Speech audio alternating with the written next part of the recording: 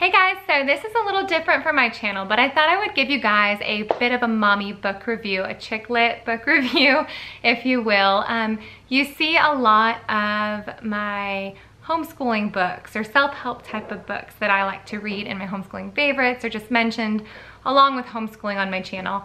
But I never really have the opportunity to share with you what I'm reading for fun. And I am a firm believer that if you want your kids to read, you need to show them that it's still fun to read yourself. So if you don't believe that it's fun to read yourself, maybe you'll find a book here in this review. So this is an honest review about my thoughts on the book, an overview of what the books are about, and also just a totally honest reaction to any themes that are suggestive that you might not want to encounter. My kids, I like to watch shows that are maybe not, or I shouldn't say like I love to. I don't love to watch them, but every so often I'll be watching a show and I'll tell my kids like, no, I don't want you guys in the room for this. And they'll say, well, if we can't watch it, you shouldn't watch it. And it's like, yeah, that's probably true. And so I kind of have filtered all of my entertainment, including casual reads, through that same filter. Like, would I be willing to read this out loud to my husband or to my kids? So if you're there with me, then you might enjoy this review. So let's get started. I'm going to start with my favorite book, which was, I have two. I don't know what I do. I liked them all. Okay, I'm gonna start with the major favorites here. I have 5 books to show you. The first one is this, Same Beach Next Year. I loved this book. There were only 1 or 2 very, very short, not super detailed romance scenes in this book. They were brief, they were quick, and you could totally skip right over it if you want to. It had nothing to do with the storyline, of course. I think I loved this book so much because the main character is a home cook. She's not a chef, but she loves to cook for her family, and it was very detailed and descriptive as far as the things she was preparing, all the feasts she was making, and it made me super interested in this book. I was constantly wanting to read both for the storyline and for those details, and it was just so descriptive and beautiful. So this book was very well written. It was written by Dorothy Benton Frank. Show you that there in case I said that wrong. Dorothea? I don't know. So the idea of this book, and it was written in a very cool way. It's written about a husband and a wife, and they're from their perspective, Adam and Eliza. So Eliza, there's a chapter or 2 written from Eliza's point of view, a chapter or 2 written from Adam's point of view. It's about a couple. First of all, this is nothing like the summary on Amazon. I thought that this book was about a husband and wife who meet another couple at the beach, and then they just meet at the same beach every single year, and their kids grow up together. And I'm like, oh, this is so cute, because we have friends like that who we vacation with together every year, and our kids are growing up together. And I kind of wanted their perspective. You know, it goes through and they're in their 60s by the end of the book, and I'm like, oh, I wonder what it's gonna be like to look back on our 60s, look back on our 30s with this other couple when we're in our 60s. It was not like that. This book was a little bit more, they were a little more connected than I realized. So it was definitely not like our friends and us. 2 of them had formerly dated in the past. So right out of the gate, I was like, oh, this book is not like them and us, but it was so well written. There was nothing adulterous in the book, which I started to get a little nervous. I'm like, please don't tell me that the book's gonna go down that path, but it did not. It remained a very wholesome story in the end, if that's not spoiling too much. So yeah, it's written from their different perspectives. They go and they meet at a beach in Charleston every year, and when the book starts out, their kids are all like 5 or 6, and then by the end of the book, their kids are adults and married. And so it was a really sweet book all around. And then as far as the rating, you know, maybe a 3 out of 10 for any naughtiness that you might encounter, but again, it's easy to skip over. I loved this book, Confessions of a Domestic Failure. This was super cute. This one might have had maybe 2 vulgar words in the entire book. It was super sweet. I loved this book. This book is about a woman who is following a blogger, and the blogger is like gluten-free, kale everything, and essential oils, and her, you know, we can all relate to aspiring to be that blogger that we really, really love. And this book is basically about her being accepted into a boot camp, a mommy boot camp run by that blogger. She is a new stay-at-home mom to one baby, and just kind of all the missteps and all the mishaps that she had along the way while aspiring to be this perfect mom with 4 or 5 kids. And the thing that surprised me about this book coming out in the end is that it really made me appreciate those days when I had one kid and I had no idea what I was doing and I thought it was a disaster. This really helped me look back on you know, that parenting, that beginning parenting journey for me. It did a very good job explaining kind of what goes through a new mom's head, and it gave me a longing for those days. I pulled out a lot of pictures.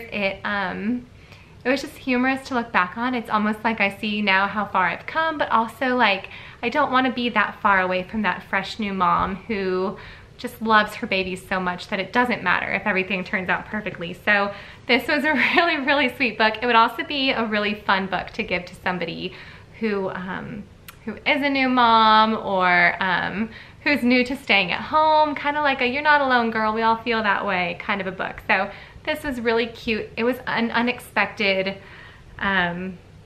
read for me. Yeah, Ashley Keller, New Mom, Hot Mess. Who can't relate to that?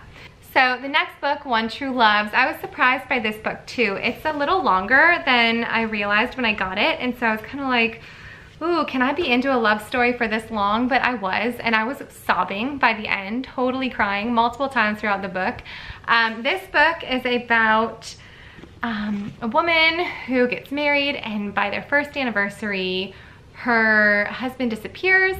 And so kind of like how she moved on with her life after he's presumed dead, and she's engaged. This is nothing you won't find in the summary on Amazon. She's engaged, and then her husband, who she's technically still married to, is mysteriously rescued, and he's alive. And it's been probably, I don't know how many years, I can't remember. I think it was like 7 years. And kind of her decision, the decision she has to make. She's engaged to this new person, and yet, you know, she was never divorced from this other person, and she still loves them, and she still loves him. And I thought when I picked this book up, like, well, I mean, that's your husband, so of course you should choose him. But their character development of the story, you can just see her, the crisis that she was facing, and it was really good. It was really well done. I couldn't choose who I would have chosen. I mean, John, I would have totally chosen you if this happened to us. No worries. But if I was her, in her position, because of, you know, how she's changed over the years and all of that, I would have had the hardest time making a choice. She did make a choice by the end of the book, just so you know. So be prepared. It's gonna rip your heart out, but you're gonna have your heart so full at the same time. So yes, and again, there's like maybe 2 scenes, 2 or 3, maybe a little more in this book than that one. They're like a paragraph long. You can skip right over it if you want to, have nothing to do with the story, but for some reason, you know, it's romance, so that happens. That happens when you're in love, if you don't know. So then kind of on the downhill side here, The Status of All Things was cute. It has nothing to do with my life, so I had a hard time sticking with the character. But I did like the character, so it didn't necessarily like go with my life, keep my interest very well, but I did want to stick it through to the end to see how things turned out. And this one was a little more, again, 2 or 3 little scenes in this book, but these were a little bit more detailed, a little bit longer, so just a heads up on that one. But the idea behind this book was cute. Status of All Things, written about not a mom. What? There are people in books who aren't moms. I know, blows your mind. When you're wrapped up in mommy world, it's hard to kind of get a handle on anything outside of that. But yes, so this is about a woman, not a mom. She's engaged. It's the night before her wedding. It's the rehearsal dinner, and her husband, her soon-to-be husband, leaves her.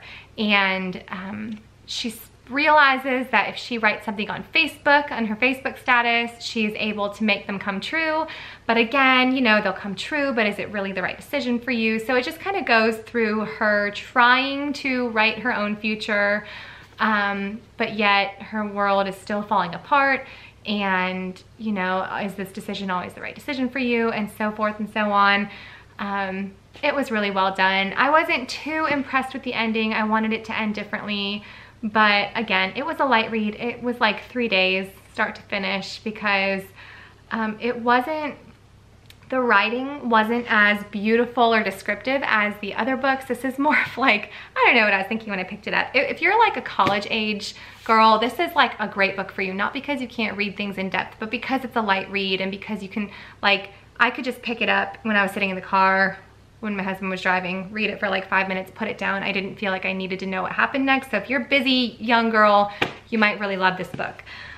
And then this one, Class Mom. I've been trying to read this one, and forgive me for being such a boring girl, but the amount of just vulgarity in speech, just the cursing and the, I don't know, just the women against women kind of a thing, I just couldn't handle it. So how far in did I get?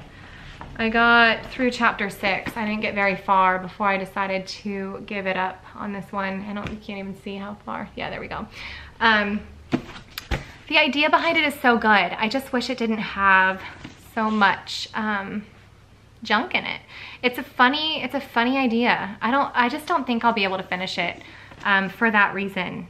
And I wish it didn't have that, because the idea behind it is funny. It's kind of like the emails written between this class mom, who's a seasoned mom. She has 2 college-age girls, and she has a son who's only 6, and so she's kind of like on her second go-round here as a class mom, and she's not taking any crap from anyone now because she's been through this. She's not going to be pressured into bringing the quiche if she doesn't want to bring the quiche, kind of a thing, which is funny. I think it's a funny story. I think she's sarcastic. It didn't have to have the amount of vulgarity it had in it. So it's kind of like the way that she responds to people's emails, and in order to get things done. And it's funny, like some of the emails she'll write and she's like, your response times will be noted when you sign up for this party, and all sorts of like the reasons why she gives certain moms time slots for parent-teacher night when they specifically requested for another one. And she'll be like, oh, well, you shouldn't have requested. You can't force my hand on parent-teacher night. It's just funny. It's funny stuff. From a mom who homeschools, I really thought that this would be a fun read for me, just kind of getting to know the ropes of school a little better, but no, it was not fun. It was mean. The moms are mean to each other. They're not kind. I didn't like it. I didn't like the words used in it. And I'm past my return window on Amazon, so I don't know what to do with it. Anyway, so that's that. Those are my 5 books for the month. I believe I kind of went in order too. Yeah, I think I went in order of my favorites. Yep, sure did. So there we go. I will do a blog post with more clear and concise summaries and thoughts on the books, because this was like, oh, I'm gonna film this video real quick, and I picked up all the books I could find.